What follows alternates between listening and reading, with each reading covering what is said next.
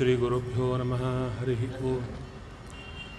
ಹಯಗ್ರೀವಂ ಚಿದಾನಂದವಿಗ್ರಹಂ ಸದನುಗ್ರಹಂ ದಶಗ್ರೀವಚ್ಛಿದಂ ಶಾಪಾನ್ ಮಣಿಗ್ರೀವವಿಮೋಚನಂ ಸ್ವನಾಮಗ್ರಹಣಾದೇವ ನಿರಸ್ತಗ್ರಹವಿಗ್ರಹಂ ವೃಂದಾವನಗತಂ ವಂದೇ ಬ್ರಹ್ಮರುದ್ರೇಂದ್ರವಂದಿತಂ ಸ್ವಾಂತಸ್ಥಾನಂತಶಯ್ಯಾಯ ಪೂರ್ಣಜ್ಞಾನರಸಾರಣಸೆ ಉತ್ತುಂಗ ವಾಕ್ತರಂಗಾಯ ಮಧ್ವದುಗ್ಧಾಬ್ಧಯೇ ನಮಃ. ಗುರುಮಖಿಲಗುಣಜ್ಞಂ ಸದ್ಗುಣೈಕಾಧಿವಾಸಂ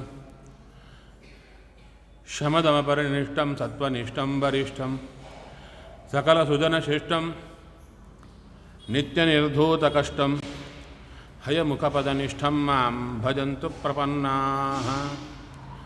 ಪೂಜ್ಯಾಯ ರಾಘವೇಂದ್ರಾಯ ಸತ್ಯಧರ್ಮರತಾಯ ಚ ಭಜತಾಂ ಕಲ್ಪವೃಕ್ಷಾಯ ನಮತಾಂ ಕಾಮಧೇನವೇ.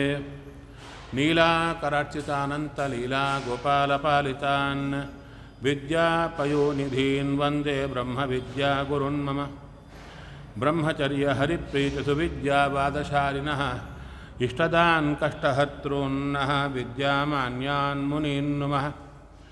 ವಾದಿರಾಜಪದದ್ವಂದ್ವ ವಾರಿಜಾಸಕ್ತಮಾನಸಾನ್ ವಿಶ್ವಪ್ರಿಯ ಗುರೂನ್ ವಂದೇ ಮಂದೋಹಂ ಧೀವಿಶುದ್ಧಯೇ.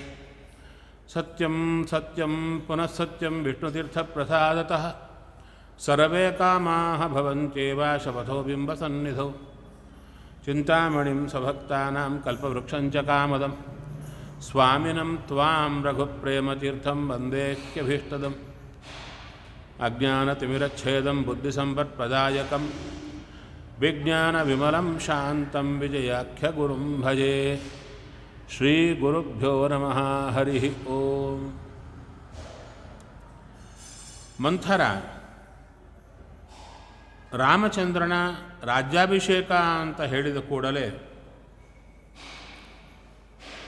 ತಾನು ಸುಂದರವಾದ ಪ್ರವೃತ್ತಿಯನ್ನು ಮಾಡುತ್ತಾ ಇದ್ದಾಳೆ. ಮಂಥರಾಯಾಃ ವಚಶ್ರುತ್ವಾ ಶಯನಾತ್ ಸಾ ಶುಭಾನನ ಉತ್ತಸ್ಥೌ ಹರ್ಷಸಂಪೂರ್ಣ ಚಂದ್ರಲೇಖೇವ ಶಾರದೀ. ಮಂಥರೆಯ ಮಾತನ್ನು ಕೇಳಿದ ಕೂಡಲೇ ಕೈಕೇಯಿ ಸಂತೋಷದಿಂದ ಏಳುತ್ತಾ ಇದ್ದಾಳೆ. ತನ್ನ ಹಾಸಿಗೆಯಿಂದ ಹೇಳುತ್ತಾ ಇದ್ದಾಳೆ. ಅತೀವ ಸಾತು ಸಂತುಷ್ಟ ಕೈಕೇಯಿ ವಿಸ್ಮಯಾನ್ವಿತ ದಿವ್ಯಮಾಭರಣಂ ತಸ್ಯೈ ಕುಬ್ಜಾಯೈ ಪ್ರದದೌ ಶುಭಂ. ರಾಮಚಂದ್ರನಿಗೆ ಅಭಿಷೇಕ ಅಂತ ಗೊತ್ತಾದ ಕೂಡಲೇ ದಿವ್ಯವಾದ ಒಂದು ಆಭರಣವನ್ನು ತೆಗೆದುಕೊಟ್ಟು ಬಿಡ್ತಾ ಇದ್ದಾಳೆ ಕುಬ್ಜಗೆ. ನಂತರ ದತ್ವಾತು ಆಭರಣಂ ತಸ್ಯೈ ಕುಬ್ಜಾಯೈ ಪ್ರಮದೋತ್ತಮ ಕೈಕೇಯಿ ಮಂಥರಾಂ ಹೃಷ್ಟ ಪುನರೇವ ಅಬ್ರವೀರಿದಂ. ವಿಶೇಷವಾಗಿ ಆ ಕೈಕೇಯಿ ತುಂಬ ಸಂತೋಷ ಪಡ್ತಾ ಮತ್ತು ಮಾತಾಡ್ತಾ ಇದ್ದಾಳೆ ಮಂಥರೆಯನ್ನು ನೋಡಿ. ಅವಳಿಗೆ ಆಶ್ಚರ್ಯ, ಇವಳಿಗೆ ಯಾಕೆ ಇಷ್ಟು ಸಂತೋಷ ಆಗ್ತಾ ಇದೆ ಅಂತ. ಕೈಕೇಯಿಗೆ ತುಂಬ ಆನಂದ ಆಗ್ತಾ ಇದೆ. ಇದಂತು ಮಂಥರೆ ಮಹ್ಯಮಾಖ್ಯಾತಂ ಪರಮಂ ಪ್ರಿಯಂ ಏತನಮೇ ಪ್ರಿಯಮಾಖ್ಯಾತಂ ಕಿಂ ವಾ ಭೂಯಃ ಕರೋಮಿ ತೇ. ಎಂಥ ಒಳ್ಳೆ ಮಾತನ್ನು ಹೇಳಿದ್ದಿ ಮಂಥರ, ನನಗೆ ಅತ್ಯಂತ ಪ್ರಿಯವಾದ ಮಾತನ್ನು ಹೇಳಿದ್ದಿ. ನಿನಗೆ ಆಭರಣ ಕೊಟ್ಟಿದ್ದೇನೆ, ಇನ್ನೇನು ಮಾಡಬೇಕು ಹೇಳು, ಕೊಟ್ಬಿಡ್ತೇನೆ ನಿನಗೆ ಅಂತ ಹೇಳ್ತಾ ಇದ್ದಾಳೆ.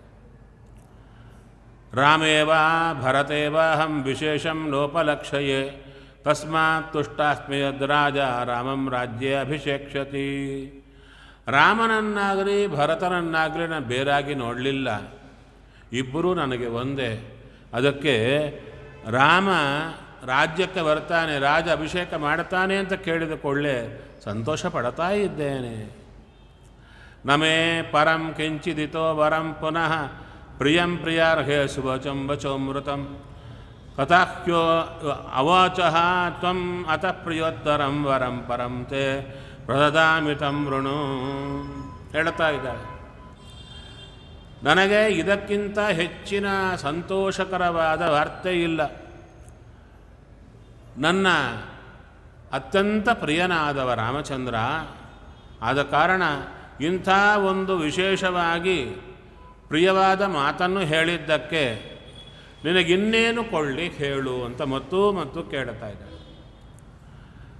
ಮಂಥರಾತು ಅಭ್ಯಸೂಯೈನಾಂ ಉತ್ಸೃಜ್ಯಾಭರಣಂ ಹಿತತ್ ಉವಾಚೇದಂ ತಥೋ ವಾಕ್ಯಂ ಕೋಪ ದುಃಖ ಸಮನ್ವಿತ. ಮಂಥರೆ ಬಂದದ್ದೇ ಕೆಲಸ ಹಾಳು ಮಾಡಲಿಕ್ಕೆ. ಅವಳು ಇವಳನ್ನು ನೋಡಿ ಅಸೂಯೆ ಪಡ್ತಾ ಇದ್ದಾಳೆ. ಏನಿದು ರಾಮನ ಅಭಿಷೇಕ ಅಂತ ಸಂತೋಷ ಪಡ್ತಾಳಲ್ವಾ ಅಂತ ನೋಡಿ ಅವಳು ಕೊಟ್ಟಂಥ ಆಭರಣವನ್ನು ತೆಗೆದು ಹಾಕ್ತಾ ಇದ್ದಾಳೆ. ತುಂಬ ಕೋಪದಿಂದ ದುಃಖದಿಂದ ಕೂಡಿಕೊಂಡು ಹೇಳ್ತಾ ಇದ್ದಾಳೆ. ಹರ್ಷಂ ಕಿಮರ್ಥಂ ಅಸ್ಥಾನೆ ಕೃತವತ್ಯಸಿ ಬಾಲಿಷೆ ಶೋಕಸಾಗರ ಮಧ್ಯಸ್ಥಂ ನಾತ್ಮಾನಮವಬುದ್ಧಸೆ. ಅಲ್ಲ, ಯಾಕೆ ನೀನು ಸಂತೋಷ ಪಡ್ತಾ ಇದ್ದೀಯ?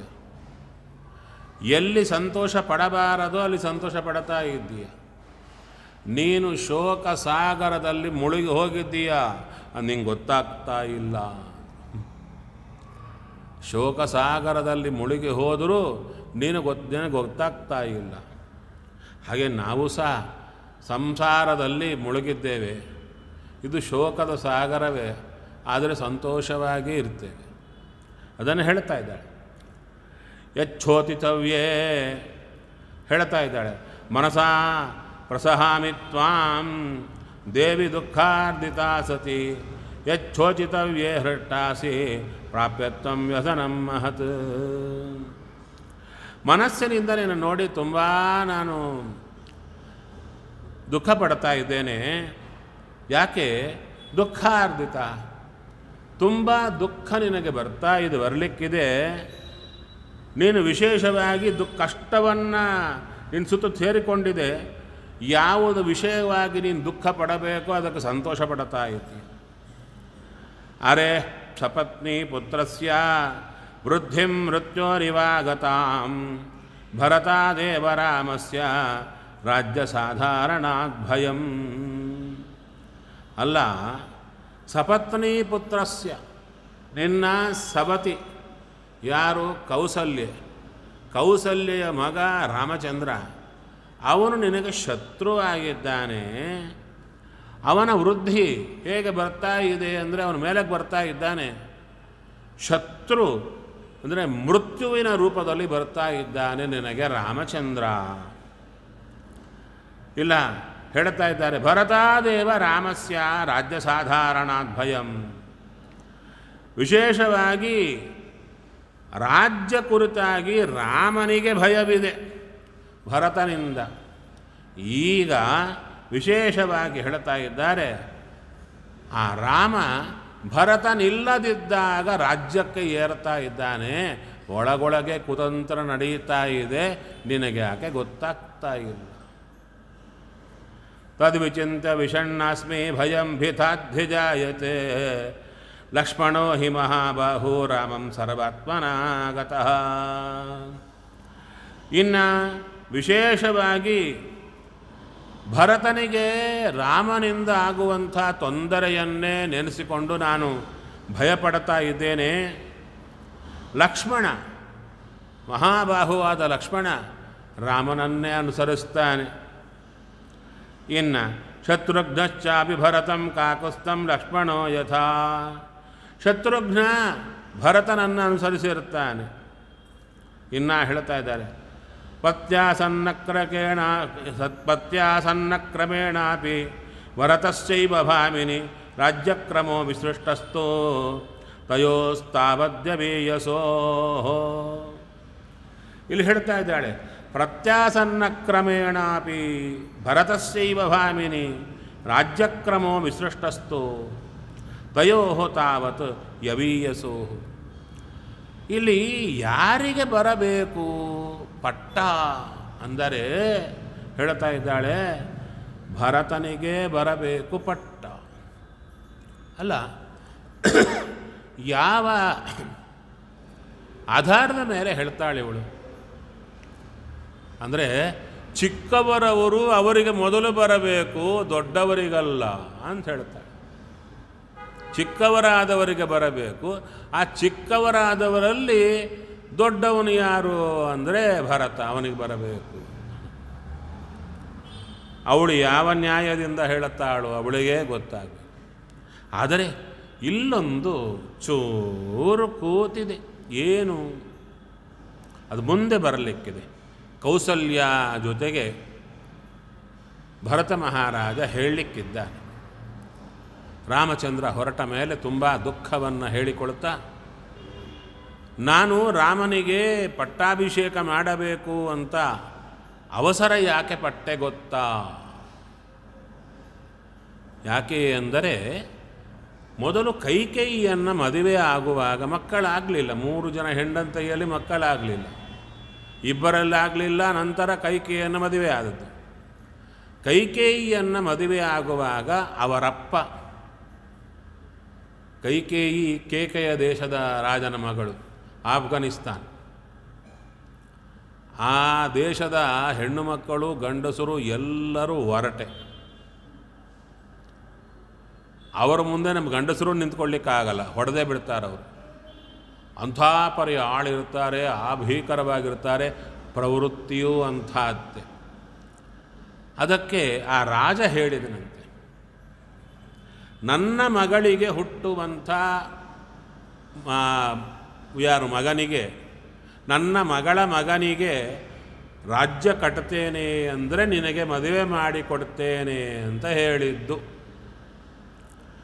ಅದಕ್ಕೆ ಒಪ್ಪಿಕೊಂಡು ಮದುವೆ ಮಾಡಿಕೊಂಡಿದ್ದ. ಅದೂ ಇಲ್ಲಿ ಹೇಳ್ತಾ ಇದ್ದಾನೆ, ಭರತನಿಗೇ ಬರಬೇಕಾಗಿದೆ, ನೀನು ಮರೆತಿದ್ದೀಯಾ? ಅಲ್ಲ, ದಶರಥ ಮಹಾರಾಜ ಅಲ್ಲಿ ಮಾತು ಕೊಟ್ಟಿದ್ದು, ಇಲ್ಲಿ ಭರತ ಇಲ್ಲದಿದ್ದಾಗ ನೋಡಿ ಇಷ್ಟೆಲ್ಲ ಸಂಭ್ರಮ ನಡೀತಾ ಇದೆ. ಎಲ್ಲರಿಗೂ, ಜಗತ್ತಿನಲ್ಲಿರುವ ಎಲ್ಲರಿಗೂ ಗೊತ್ತು ರಾಮನಿಗೆ ಪಟ್ಟಾಭಿಷೇಕ ಆಗ್ತಾ ಇದೆ ಅಂತ. ಕೌಸಲ್ಯಗೂ ಗೊತ್ತು, ಸುಮಿತ್ರೆಗೂ ಗೊತ್ತು, ಎಲ್ಲರಿಗೂ ಗೊತ್ತು. ಆದರೆ ಕೈಕೇಯಿಗೆ ಗೊತ್ತೇ ಇಲ್ಲ. ಕೈಕೇಯಿಗೆ ಗೊತ್ತೇ ಇಲ್ಲ. ರಾತ್ರಿ ನಂತರ ಬಂದು ಮೆಲ್ಲಕ್ಕೆ ಹೇಳುತ್ತಾನೆ ರಾಜ. ಅದರೊಳಗೆ ಇಷ್ಟೆಲ್ಲ ಆಗಿಬಿಡುತ್ತೆ. ಯಾಕೆ ಹೀಗೆ ಮಾಡಿದ ಅಂದರೆ, ಭರತ ನಿಲ್ಲದಿದ್ದಾಗಲೇ ನಾನು ರಾಮನಿಗೆ ಪಟ್ಟಾಭಿಷೇಕ ಮಾಡಿಬಿಡಬೇಕು. ಯದ್ಯಪಿ ನೋಡಿದರೆ ಭರತ ಬಹಳ ಧರ್ಮಾತ್ಮ. ರಾಮನಿಲ್ಲದ ರಾಜ್ಯ ನನಗೆ ಬೇಡ ಅಂತ ಪಟ್ಟಣದ ಹೊರಗೆ ಗ್ರಾಮದಲ್ಲಿ ವಾಸ ಮಾಡಿಕೊಂಡಿದ್ದ. ರಾಮ ಅರಣ್ಯವಾಸ ಮಾಡುತ್ತಾ ಇದ್ದಾನೆ. ಜಟೆ ಕಟ್ಟಿಕೊಂಡು ವಲ್ಕಲ ವಸ್ತ್ರ, ನಾರವಸ್ತ್ರ ಹುಟ್ಟಿದ್ದಾನೆ ಅಂತ ತಾನೂ ಅದನ್ನೇ ಹುಟ್ಟ. ರಾಮಚಂದ್ರ ನೆಲದ ಮೇಲೆ ಮಲಗ್ತಾ ಇದ್ದಾನೆ, ದರ್ಭೆಗಳ ಮೇಲೆ ಅಂತ ತಾನೂ ದರ್ಭೆಗಳ ಮೇಲೆ ಮಲಗಿದ. ನೋಡಿ, ತಾನು ಏನು ರಾಜ್ಯದಲ್ಲಿದ್ದವನಿಗೆ ಸಮೃದ್ಧಿಯಾದ ಭೋಜನ, ಗೆಡ್ಡೆ ಗೆಣಸನ್ನೇ ಹಣ್ಣುಗಳನ್ನೇ ತಿಂದಿದ್ದ.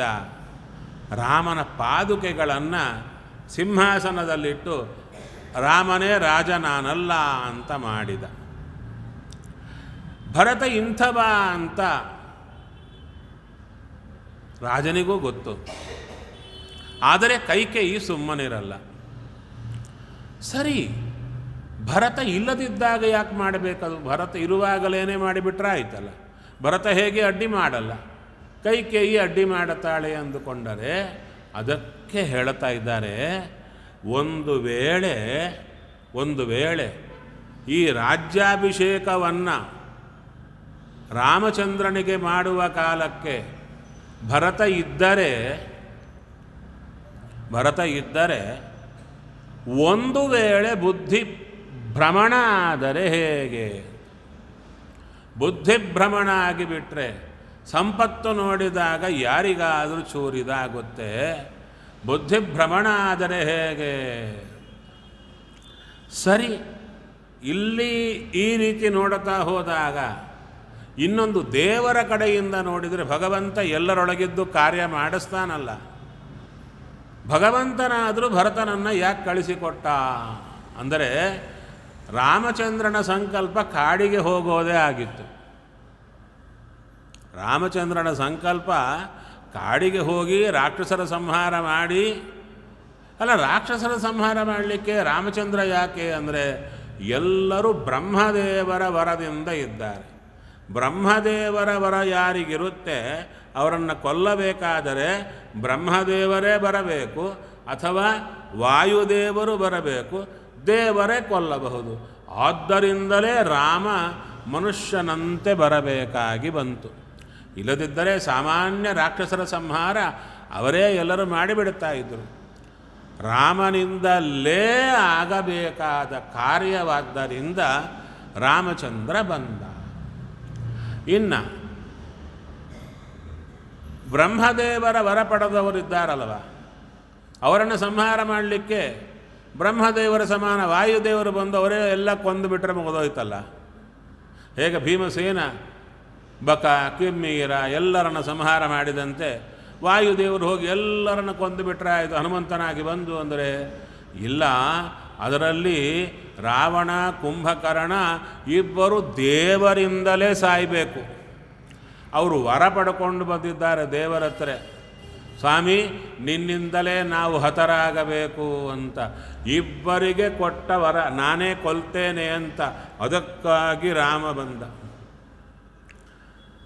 ಇನ್ಯಾವುದಕ್ಕೆ ಬಂದ ರಾಮ ಅಂದರೆ ಎಲ್ಲರೂ ತಪಸ್ಸನ್ನು ಮಾಡುತ್ತಾ ಇದ್ದಾರೆ. ಕಾಡಲ್ಲಿ ಇದ್ದು ಅನೇಕ ಜನ ಮಹರ್ಷಿಗಳು ಎಲ್ಲರೂ, ಅವರಿಗೆಲ್ಲ ಗೊತ್ತು ಏನಂತ, ಭಗವಂತನ ದರ್ಶನ ಮಾಡಬೇಕು. ಅಲ್ಲ ಹೃದಯದಲ್ಲಿ ದರ್ಶನ ಮಾಡುತ್ತಾರಲ್ಲ ಧ್ಯಾನದಲ್ಲಿ ಅಂದರೆ, ಇಲ್ಲ ಪ್ರತ್ಯಕ್ಷ ದೇವರನ್ನು ನೋಡಬೇಕು ಎಂಬ ಹಂಬಲ, ಅದು ಪೂರ್ಣ ಮಾಡಲಿಕ್ಕೆ ಬಂದ.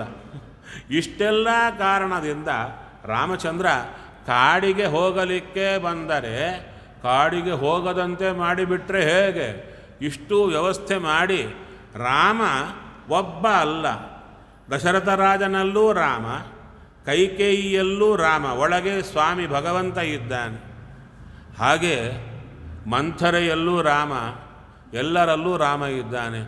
ಆ ರಾಮ ಏನು ಮಾಡಿದ, ಮಂಥರೆಯನ್ನು ಎಬ್ಬಿಸಿ ನಡಿ ನೀನು ಮಾಡು ಅಂತ ಅವಳ ಮೂಲಕ ಮಾಡಿಸಿದ್ದು. ಒನ್ ಮ್ಯಾನ್ ಶೋ ಇದು. ನಾವು ಮೇಲ್ನೋಟಕ್ಕೆ ರಾಮ ಪಾಪ ಮಿಕ್ಕವರೆಲ್ಲ ಹೀಗೆ ಮಾಡಿದರು ಅಂತ ಅಂದುಕೊಳ್ಳುತ್ತೇವೆ. ನಿಜವಾಗಿ ನಮ್ಮ ಆಚಾರ್ಯರು ಮಧ್ವಾಚಾರ್ಯ, ನಿನ್ನೆ ಮಧ್ವನವಮಿ ಆಯಿತು, ಅವರೇ ಕೊಟ್ಟ ದೃಷ್ಟಿ ಇದು. ಒಬ್ಬನೇ ರಾಮಚಂದ್ರ ಎಲ್ಲರೊಳಗಿದ್ದು ಮಾಡಿಸಿದ ಕೆಲಸವಿದು ಅಂಥ ರಾಮಚಂದ್ರ ವಿಶೇಷವಾಗಿ ಭರತನನ್ನು ಯಾಕೆ ಕಳಿಸಿಕೊಟ್ಟ ಅಂದರೆ, ಇಷ್ಟೂ ಕಷ್ಟಪಟ್ಟು ಮಂಥರೆಯ ಮೂಲಕ ಕೈಕೇಯಿಗೆ ಹೇಳಿಸಿ, ಕೈಕೇಯಿ ಭರತನ ಯಾರು ರಾಜನಿಗೆ ಹೇಳಿ ರಾಮನ ಪಟ್ಟಾಭಿಷೇಕ ನಿಲ್ಲಿಸಿದರೆ, ಭರತ ಒಂದು ವೇಳೆ ಇದ್ದಿದ್ದರೆ ಭರತನೇ ಆ ರಾಮಚಂದ್ರನ ಪಟ್ಟಾಭಿಷೇಕ ನಿಲ್ಲಲಿಕ್ಕೆ ಬಿಡುತ್ತಿದ್ದಿಲ್ಲ. ಭರತ ಬಿಡ್ತಾ ಇದ್ದಿಲ್ಲ, ತಾಯಿಯನ್ನು ಕೊಂದೇ ಬಿಡ್ತಾ ಇದ್ದ. ಅಂಥ ಕಾಲಕ್ಕೆ ರಾಮಚಂದ್ರ ನೋಡಿದ, ಭರತ ಇಲ್ಲಿದ್ದರೆ ನಾನು ಕಾಡಿಗೆ ಹೋಗ್ಲಿಕ್ಕಾಗಲ್ಲ ಅಂತ ಮೊದಲೇ ಭರತನನ್ನು ಕಳಿಸಿಕೊಟ್ಟು ಬಿಟ್ಟ. ಆದ್ದರಿಂದ ರಾಮಾಯಣ ಎಷ್ಟೆಷ್ಟು ದೃಷ್ಟಿಯಿಂದ ನೋಡಿದರೆ ಅಷ್ಟು ವಿಸ್ತಾರವಾಗಿ ನಮಗೆ ಗೊತ್ತಾಗ್ತಾ ಬರುತ್ತೆ. ಇನ್ನು ಹೇಳುತ್ತಾ ಇದ್ದಾರೆ, ವಿದುಷಕ್ಷತ್ರ ಚಾರಿತ್ರೇ ಪ್ರಾಜ್ಞಸ್ಯ ಪ್ರಾಪ್ತಕಾರಿಣಃ ಭಯಾತ್ ಪ್ರವೇಪೆ ರಾಮಸ್ಯ ಚಿಂತಯಂತಿ ತವಾತ್ಮಜಂ. ಇನ್ನು ಕೈಕೇಯಿ ಒಳ್ಳೆ ಆದರೂ ಅವಳೊಳಗೆ ನಿಕೃತಿ ಅನ್ನುವ ರಾಕ್ಷಸಿಯ ಆವೇಶ ಆಗಿತ್ತು. ಆದ್ದರಿಂದ ಮಂಥರೆಯ ಮಾತನ್ನು ಕೇಳಿ ಕೆಟ್ಟದಾಗಿ ಪ್ರವರ್ತನೆ ಮಾಡಿದ್ದು. ಇವಳಿನ್ನ ವಿಷವನ್ನು ಹಾಕಲಿಕ್ಕೆ ಶುರು ಮಾಡ್ತಾ ಇದ್ದಾಳೆ. ನಿಕೃತಿಯಲ್ಲಿ ಕೆಲಸ ಮಾಡ್ತಾ ಇದ್ದಾಳೆ. ಹೇಳ್ತಾ ಇದ್ದಾಳೆ, ಈ ರಾಮ ಒಳ್ಳೆ ಪ್ರಾಜ್ಞ, ಬುದ್ಧಿವಂತ, ಒಳ್ಳೆ ವಿದ್ಯಾವಂತ, ಅಷ್ಟೇ ಅಲ್ಲ ಕ್ಷತ್ರಚಾರಿತ್ರೇ, ಒಳ್ಳೆ ಕ್ಷತ್ರಿಯ ಅವ. ಅಲ್ಲ ಕ್ಷತ್ರಿಯ ವಂಶದಲ್ಲಿ ಹುಟ್ಟಿದವ ಕ್ಷತ್ರಿಯಲ್ಲಿ ಇನ್ನೇನಾಗ್ತಾನೆ? ಅಲ್ಲ, ರಾಮಚಂದ್ರ ಶತ್ರುಗಳನ್ನು ಸಂಹಾರ ಮಾಡೋದರಲ್ಲಿ ತುಂಬ ನಿಪುಣ. ಹೇಳುತ್ತಾ ಬರ್ತಾರೆ, ಯಾರನ್ನು ಕೊಲ್ಲಬೇಕೋ ಕೊಂದೇ ಮುಗಿಸ್ತಾನೆ ರಾಮಚಂದ್ರ ಅಂತ.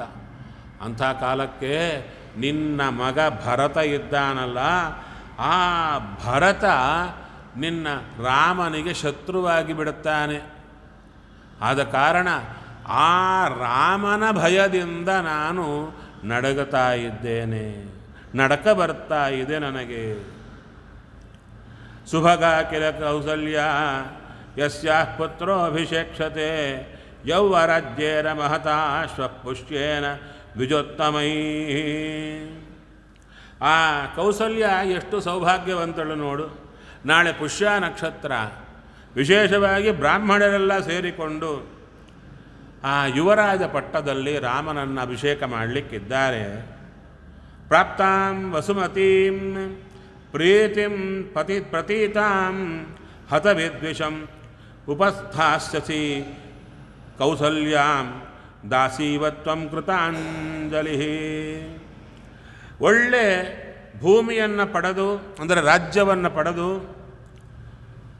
ರಾಜನ ಪ್ರೀತಿಯನ್ನು ಪಡೀತಾಳೆ ನೋಡು ಅಂದು. ಅಲ್ಲದೇನಿದು ರಾಜನ ಪ್ರೀತಿಯನ್ನು ಪಡೆಯೋದೇನು ಅಂದರೆ, 3 ಜನರನ್ನು ಮದುವೆ ಆದ ಮೇಲೆ ಕೊನೆಯವಳ ಮೇಲೆ ಜಾಸ್ತಿ ಪ್ರೀತಿ ತೋರುತ್ತಿದ್ದ ರಾಮಚಂದ್ರ ಮೊದಲಿಬ್ಬರ ಮೇಲೆ, ಯಾರು ದಶರಥ ಮಹಾರಾಜ ಮೊದಲಿಬ್ಬರ ಮೇಲೆ ತೋರ್ತಾ ಇದ್ದಿಲ್ಲ.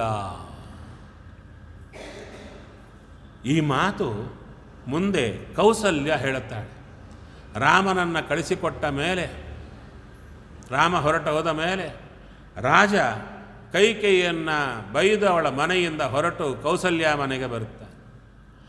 ಆಗ ದುಃಖದಲ್ಲಿ ಕೌಸಲ್ಯ ಹೇಳುತ್ತಾಳೆ, ನಿಮ್ಮ ಚಿಕ್ಕ ಹೆಂಡತಿಯ ವ್ಯಾಮೋಹದಿಂದ ನಮ್ಮನ್ನು ನೋಡಿಕೊಳ್ಳದಿದ್ದರೂ ನಾವು ಚಿಂತೆ ಮಾಡಲಿಲ್ಲ, ಕೊನೆಗೆ ನನ್ನ ಮಗನನ್ನೇ ದೂರ ಮಾಡಿದರಲ್ಲ, ಎಂಥ ಕಠಿಣ ನೀವು, ಅಂಥ ಮಾತುಗಳನ್ನು ಅಲ್ಲಿ ಹೇಳುತ್ತಾಳೆ. ಆವಾಗ ದಶರಥ ಮಹಾರಾಜನಿಗೆ ಸಿಡಿಲು ಬಡದಂತೆ ಆಗುತ್ತೆ. ಯಾಕೆ?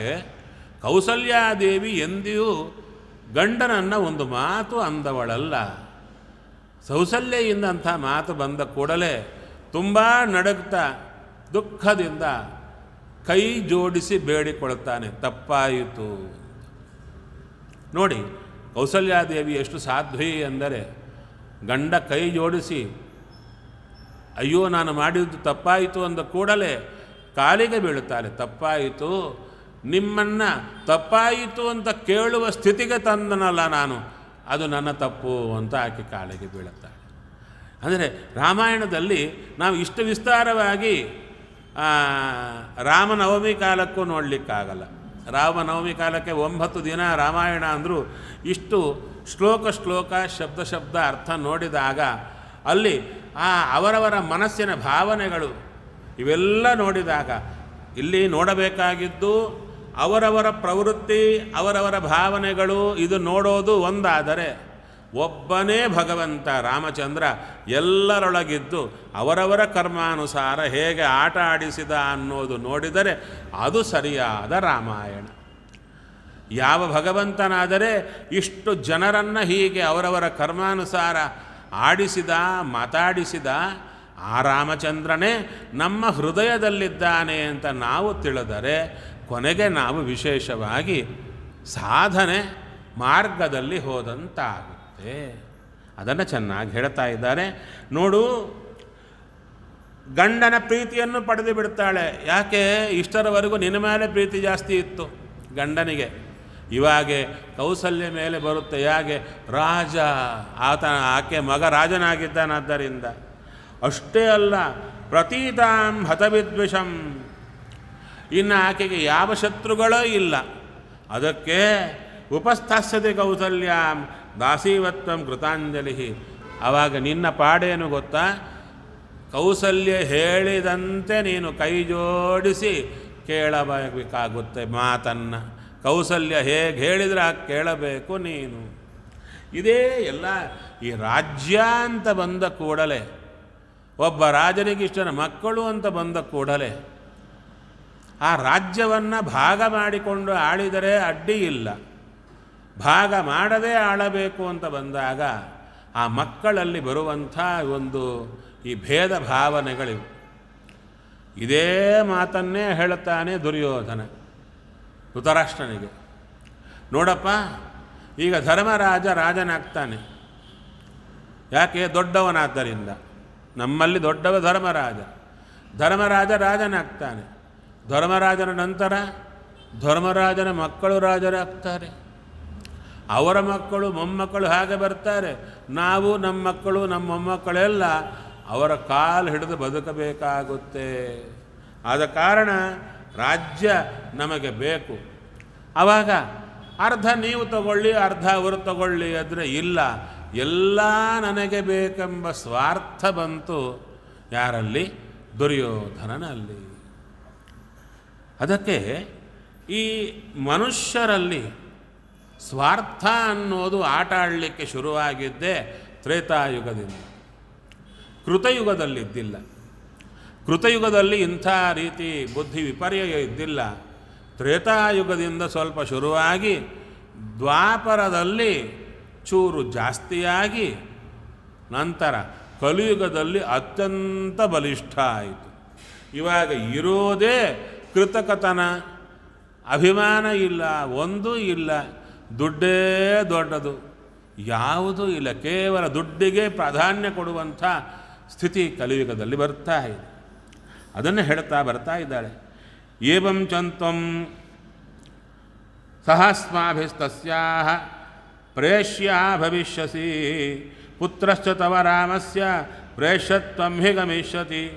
ಏವಂ ಚ ತ್ವಂ. ಹೇ, ಸ್ವಲ್ಪ ಒಂದು ಸಲ ಆಲೋಚನೆ ಮಾಡಿಕೋ ಕೈಕೇಯಿ. ಸಹಸ್ಮಾಭಿ, ನಮ್ಮ ಜೊತೆಗೆ ನೀನು ಸಹ, ನಾವು ದಾಸಿಯರು, ನೀನು ದಾಸಿಯಾಗಿ ಕೌಸಲ್ಯಗೆ ಸೇವಾ ಮಾಡಬೇಕಾಗುತ್ತೆ. ಪುತ್ರಶ್ಚ ತವ, ನಿನ್ನ ಮಗ ರಾಮನ ಸೇವನ ಮಾಡಬೇಕಾಗುತ್ತೆ. ಭ್ರಷ್ಟಾ ಖಲು ಭವಿಷ್ಯಂತಿ ರಾಮಸ್ಯ ಪರಮಾಸ್ತ್ರಿಯಃ ಅಪ್ರಕೃಷ್ಟಾ ಭವಿಷ್ಯಂತಿ ಸ್ಪೃಶಾಸ್ತೆ ಭರತಕ್ಷಯೇ. ಇನ್ನು ಹೇಳ್ತಾ ಇದ್ದಾರೆ, ರಾಮನ ಕಡೆ ಯಾರ್ಯಾರು ಇದ್ದಾರೆ ಅವರೆಲ್ಲರೂ ಕೂಡ ಸಂತೋಷ ಪಡ್ತಾರೆ. ಭರತನ ಕಡೆ ಇದ್ದವರೆಲ್ಲ ಎಲ್ಲರೂ ಕೂಡ, ನಿನ್ನ ಸೊಸೆಯರು ಎಲ್ಲರೂ ಕೂಡ ದುಃಖ ಪಡುತ್ತಾರೆ ನೋಡು. ತಾಂ ದೃಷ್ಟ್ವಾ ಪರಮ ಪ್ರೀತಾಂ ಬ್ರುವಂತೀಂ ಮಂಥರಾಂ ತತಃ ರಾಮಸ್ಯೈವ ಗುಣಾನ್ ದೇವಿ ಕೈಕೇಯಿ ಪ್ರಶಂಸಃ. ಇಷ್ಟು ಹೇಳುತ್ತಾ ಇದ್ದರೂ ಸಹ ಕೈಕೇಯಿಗೆ ಮಂಥರ ಇಷ್ಟು ಹೇಳುತ್ತಾ ಇದ್ದರೂ ರಾಮನ ಗುಣಗಳನ್ನೇ ಹೊಗಳಿದ್ಲಂತೆ. ಯಾರು? ಕೈಕೇಯಿ. ಇಷ್ಟು ಹೇಳಿದ್ರೂ ಸಹ ಧರ್ಮಜ್ಞೋ ಗುಣವಾನ್ ದಾಂತಃ ಕೃತಜ್ಞ ಸತ್ಯವಾನ್ ಶುಚಿ ರಾಮೋ ರಾಜಸುತೋ ಜ್ಯೇಷ್ಠೋ ಯೌವರಾಜ್ಯಮತೋರ್ಹತಿ. ಇವಳಿಷ್ಟು ಮಾತು ಮಾತಾಡಿದರೆ ಕೈಕೇಯಿ ಹೇಳುತ್ತಾ ಇದ್ದಾಳೆ, ರಾಮಚಂದ್ರ ರಾಜನ ಮಗ, ದೊಡ್ಡ ಮಗ, ಯುವರಾಜ ಪಟ್ಟಕ್ಕೆ ರಾಮನೇ ಬರಬೇಕು, ಭರತನಲ್ಲ ಅಂತ ತಾಯಿಯೇ ಹೇಳ್ತಾ ಇದ್ದಾಳೆ. ಅಷ್ಟೇ ಅಲ್ಲ, ಕೇವಲ ಅಣ್ಣ ಅಂತಷ್ಟು ಮಾತ್ರಕ್ಕಲ್ಲ, ಧರ್ಮಜ್ಞನಾಗಿದ್ದಾನೆ, ಗುಣವಂತನಾಗಿದ್ದಾನೆ, ದಾಂತ ಇಂದ್ರಿಯ ನಿಗ್ರಹ ಇದೆ, ಸತ್ಯವಂತ, ಶುಚಿಯಾಗಿದ್ದಾನೆ, ಯಾವ ದೋಷಗಳೂ ಇಲ್ಲ. ಅಂಥ ರಾಮಚಂದ್ರನೇ ಯುವರಾಜ ಪಟ್ಟಕ್ಕೆ ಒಳ್ಳೆ ಯೋಗ್ಯ. ಭ್ರಾತೃನ್ ಭೃತ್ಯಾಂಶ ದೀರ್ಘಾಯು ಪಿತೃವತ್ ಪಾಲಯಿಷ್ಯತಿ ಸಂತಪ್ತಸೆ ಕಥಂ ಕುಬ್ಜೆ ಶುತ್ವಾ ರಾಮಾಭಿಷೇಚನಂ.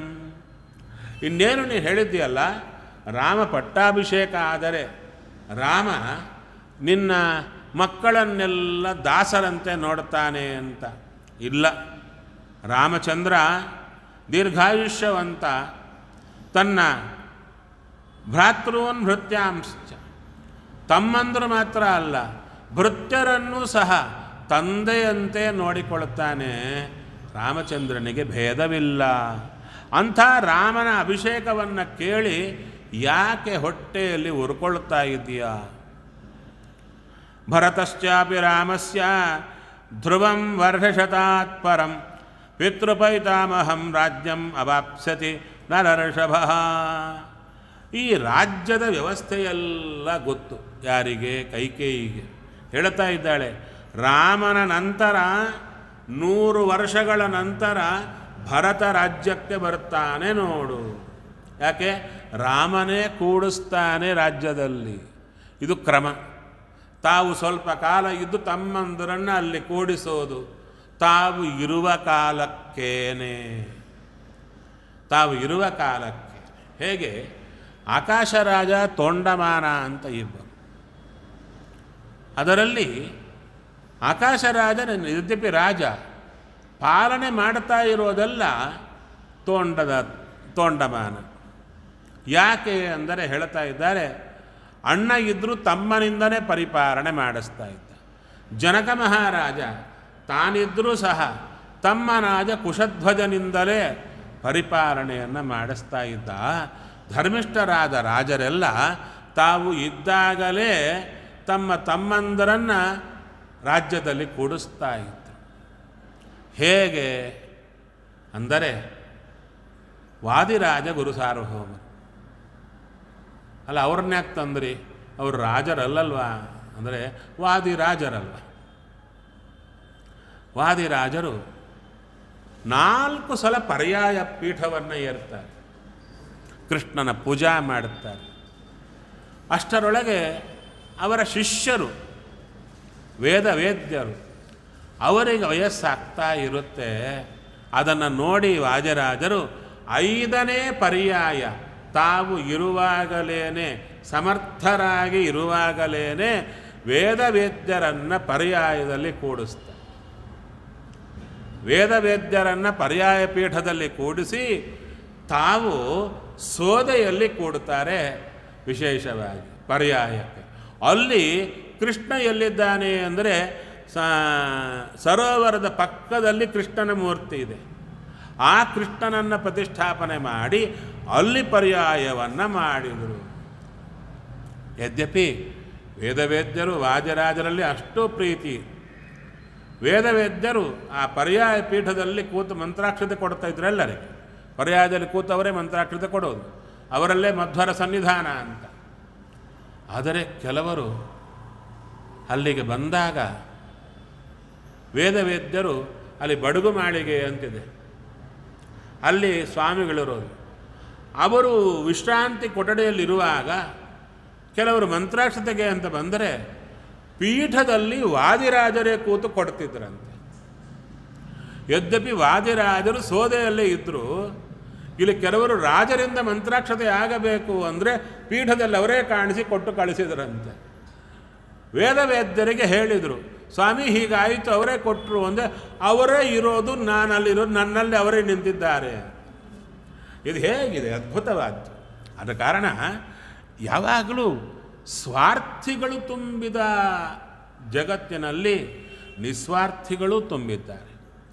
ನಂತರ ಹೇಳ್ತಾ ಬರ್ತಾ ಇದ್ದಾರೆ, ಸಾತ್ವಂ ಅಭ್ಯುದಯೇ ಪ್ರಾಪ್ತೆ ದಹ್ಯಮಾನೇ ಮಂಥರೆ ಭವಿಷ್ಯತಿ ಚ ಕಲ್ಯಾಣೇ ಕಿಮಿದಂ ಪರಿತಪ್ಯಸೆ. ಅಲ್ಲ, ಒಳ್ಳೆ ಮಂಗಳ ಆಗ್ತಾ ಇದ್ದರೆ ಯಾಕೆ ಸುಟ್ಟು ಹೋದಂತೆ ಆಗ್ತಾ ಇದೆಯಾ? ಇನ್ನು ಕಲ್ಯಾಣ ಆಗ್ತಾ ಇದೆ, ನೀನು ಯಾಕೆ ಪರಿತಾಪ ಪಡ್ತಾ ಇದ್ದೀಯ? ಯಥಾ ವೈ ಭರತೋ ಮಾನ್ಯ ತಥಾ ಭೂಯೋಪಿ ರಾಘವ ಕೌಸಲ್ಯಾತೋ ಅತಿರಿಕ್ತಂ ಚ ಮಮ ಶುಶ್ರೂಷತೆ ಬಹು. ಇಲ್ಲೊಂದು ರಹಸ್ಯವನ್ನು ಹೇಳ್ತಾಳೆ. ಇಷ್ಟೂ ನಿನಗೆ ರಾಮನ ಮೇಲೆ ಹೇಳಿದರೂ ರಾಮನ ಮೇಲೆ ನಿನಗೆ ಸಿಟ್ಟು ಬರ್ತಾ ಇಲ್ಲ. ಯಾಕೆ ಅಂದರೆ ಕಾರಣ ಹೇಳ್ತಾ ಇದ್ದಾಳೆ. ಹೇಗೆ ಭರತ ನನಗೆ ಮಾನ್ಯನೋ ರಾಮಚಂದ್ರನೂ ನನಗೆ ಹಾಗೇ ಮಾನ್ಯ ಅಂತ ಹೇಳಿ ಇನ್ನು ಕೊಡಗೆ ಹೇಳ್ತಾ ಇದ್ದಾರೆ. ರಾಘವ ಕೌಸಲ್ಯಾತೋ ಅತಿರಿಕ್ತಂ ಚ ಮಮ ಶುಶ್ರೂಷತೆ ಬಹು. ರಾಮಚಂದ್ರ ಕೌಸಲ್ಯಾದೇವಿಗಿಂತ ಹೆಚ್ಚಾಗಿ ನನ್ನ ಸೇವಾ ಮಾಡ್ತಾನೆ ಗೊತ್ತಾ? ರಾಮಚಂದ್ರನ ಅದ್ಭುತ ಲಕ್ಷಣ. ತಾಯಿ ಸೇವೆ ಮಾಡುತ್ತಾನೆ, ತಾಯಿಗಿಂತಲೂ ಹೆಚ್ಚಾಗಿ ಮಲತಾಯಿಯಂದ್ರೆ ನೋಡಿಕೊಳ್ತಾ ಇದ್ದ. ಇದು ಸಾಮಾನ್ಯ ಮಕ್ಕಳಲ್ಲಿ ಇರಲ್ಲ. ಒಬ್ಬರಿಗೆ ಇಬ್ಬರು ಹೆಂಡತಿಯರು ಹಿಂದೆ ಇರ್ತಾ ಇದ್ದಾರಲ್ವ, ಇಬ್ಬರಿಬ್ಬರು ಹೆಂಡತಿಯರೆಲ್ಲ ಇರ್ತಾ ಇದ್ರು. ಅಂಥ ಕಾಲಕ್ಕೆ ಮಲತಾಯಿ ಮಕ್ಕಳು ಅಂದರೆ ಇಬ್ಬರೂ ಬದ್ಧ ವೈರವೇ ಸಾಮಾನ್ಯವಾಗಿರುತ್ತೆ. ಅಂಥದ್ದು ಇಲ್ಲಿ ವಿಶೇಷವಾಗಿ ರಾಮಚಂದ್ರ ಎಷ್ಟು ಅಂದರೆ, ಇನ್ನು ಕೈಕೇಯಿ ಇಷ್ಟು ಭೀಕರವಾಗಿ ಮಾಡುತ್ತಾಳೆ. ಸೀತಾದೇವಿ ರೇಷ್ಮೆ ವಸ್ತ್ರ ಉಟ್ಕೊಂಡಿರ್ತಾಳೆ, ಪಾಪ ದಿನ ಉಟ್ಕೊಳ್ಳೋದು. ಹೊರಡುತ್ತಾ ಇದ್ದರೆ ತಡ್ಕೊಳ್ಳಿಕ್ಕಾಗಲ್ಲ ಕೈಕೇಯಿಗೆ. ಬಂದು ಆ ನಾರ ವಸ್ತ್ರ ತಂದು ಆಕೆ ಕೊಟ್ಟು ಅವ ಬಿಟ್ಟಿದ್ದು ಉಟ್ಕೊಂಡು ಹೋಗು ಅಂತಾಳೆ. ಆ ಏನು ಎಲ್ಲ ಜನರ ಮಧ್ಯೆ ಅವಾಗ ವಸಿಷ್ಠರು ಬೈದು ಬಿಡುತ್ತಾರೆ, ನಿನಗೆ ಬುದ್ಧಿಯೇ ಇಲ್ಲವಾ, ಆ ಹೆಣ್ಣು ಮಗಳು ನಿನಗೇನು ಮಾಡಿದ್ದಾಳೆ. ಕೊನೆಗೆ ರಾಮಚಂದ್ರ ಅಂತಾನೆ. ಆಕೆ ಸೀತಾದೇವಿ ಹೇಳ್ತಾಳೆ, ರಾಮ ಆಕೆ ಹೇಳಿದಂತೆ ಉಟ್ಕೊಳ್ಳಿಕ್ಕೆ ನನಗೆ ಇಷ್ಟ ಇದೆ, ಈ ವಸ್ತ್ರ ಹೇಗೆ ಉಡಬೇಕೋ ನಂಗೆ ಗೊತ್ತಿಲ್ಲ ಅಂತಾಳೆ. ನೋಡಿ, ಅವಾಗ ರಾಮಚಂದ್ರ ಎಲ್ಲರ ಮುಂದೆ ಆಕೆ ಉಟ್ಟ ವಸ್ತ್ರದ ಮೇಲೆ ಇದು ಹೇಗೆ ಉಡಬೇಕೋ ಹಾಕಿ ತೋರಿಸ್ತಾನೆ. ಅದು ನೋಡ್ತಾ ಇದ್ದರೆ ಎಲ್ಲರಿಗೂ ಕಣ್ಣೀರು ಬರುತ್ತೆ. ಅದ್ಭುತವಾದಂಥ ಆ ಸನ್ನಿವೇಶಗಳು. ಇಷ್ಟು ಕ್ರೂರಳಾಗಿ ನಡ್ಕೊಂಡಂಥ ಕೈಕೇಯಿಯ ಕುರಿತು ರಾಮಚಂದ್ರ ಏನು ಹೇಳುತ್ತಾನೆ ಅಂದರೆ ಭರತನಿಗೆ, ನೋಡು ಭರತ, ನಿನ್ನ ತಾಯಿಯನ್ನು ಚೆನ್ನಾಗಿ ನೋಡಿಕೊ. ಭರತ ಬೈದಿರ್ತಾನೆ ತಾಯಿಯನ್ನು, ಇನ್ನು ಕತ್ತರಿಸೋದೊಂದು ಕಡಿಮೆ. ಭರತ ಹೇಳ್ತಾನೆ, ರಾಮ ನನ್ನನ್ನು ಹತ್ತಿರ ಕರೆಯಲ್ಲ, ನಾನು ನನ್ನ ತಾಯಿಯನ್ನು ಕೊಂದರೆ ಅದಕ್ಕಾಗಿ ಕೊಲ್ತಾ ಇಲ್ಲ ಅಂದುಬಿಡುತ್ತ.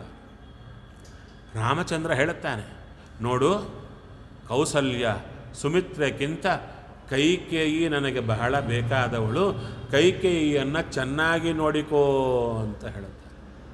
ರಾಮ ಹೊರಡುವಾಗ ಸೀತೆಗೆ ಹೇಳುತ್ತಾನೆ, ಲಕ್ಷ್ಮಣನಿಗೆ ಹೇಳುತ್ತಾನೆ, ಕೈಕೇಯಿಯನ್ನು ಚೆನ್ನಾಗಿ ನೋಡಿಕೋ ಅಂತ. ಅಂದರೆ ರಾಮನ ಪ್ರವೃತ್ತಿ ಎಂಥದ್ದು ಅಂತ. ದೇವರು ಹೌದು, ಆದರೆ ಮನುಷ್ಯರಾಗಿರುವಾಗ ಹೇಗೆ ಸಮರಾಗಿರಬೇಕು. ಅಲ್ಲಿ ರಾಮಚಂದ್ರನ ಮಾತೇನು ಹೇಳುತ್ತಾನೆ ಲಕ್ಷ್ಮಣನಿಗೆ. ಲಕ್ಷ್ಮಣ ಅಂತಾನೆ, ಅಪ್ಪ ಕಾರಣ, ಕೈಕೇಯಿ ಕಾರಣ, ಇವರು ಕಾರಣ, ಅವರು ಕಾರಣ ಅಂತ ಹೇಳುತ್ತಾ ಇದ್ದರೆ ಲಕ್ಷ್ಮಣ ಪ್ರಧಾನ ಕಾರಣ ಮರೆತು ಹೋಗಿದೆಯಲ್ಲ ಅಂತ. ಯಾವುದು? ದೈವ ಕಾರಣ. ಮೇಲೆ ದೈವ ಇದೆಯಲ್ವಾ, ಆ ದೈವ ನಮ್ಮ ಕರ್ಮಾನುಸಾರವಾಗಿ ಹೀಗೆ ಮಾಡ್ತಾ ಇದೆ ಅಂತ ಹೇಳುತ್ತಾ ಏನು ಮಾತು ಹೇಳುತ್ತಾನೆ ಅಂದರೆ, ನೋಡು ಆ ದೈವವೇ ಜೀವರಾಶಿಗಳನ್ನು ಆಟ ಆಡಿಸುತ್ತೆ ಎಂಬುದಕ್ಕೆ ಕೈಕೇಯಿಯನ್ನು ನೋಡು. ಮೊನ್ನೆವರೆಗೂ ನನ್ನನ್ನು ಪ್ರಾಣ ಸಮಾನವಾಗಿ ನೋಡಿಕೊಂಡವಳು ಇವಾಗ ಶತ್ರುವಾಗಿ ಹೇಗಾಗಿದ್ದಾಳೆ. ದೈವ ಅನುಗ್ರಹ ಮಾಡಿದರೆ ಮಿತ್ರರಾಗ್ತಾರೆ, ದೈವ ವಿರೋಧ ಮಾಡಿದರೆ ಮಿತ್ರರೇ ಶತ್ರುಗಳಾಗಿ ಬಿಡ್ತಾರೆ ಅಂತ ಅದ್ಭುತವಾದ ರೀತಿಯಲ್ಲಿ ತಿಳಿಸಿಕೊಡ್ತಾ ಬರ್ತಾನೆ ರಾಮಚಂದ್ರ. ಅದನ್ನು ಮುಂದೆ ನೋಡೋಣ. ಶ್ರೀಕೃಷ್ಣಾರ್ಪಣಮಸ್ತು.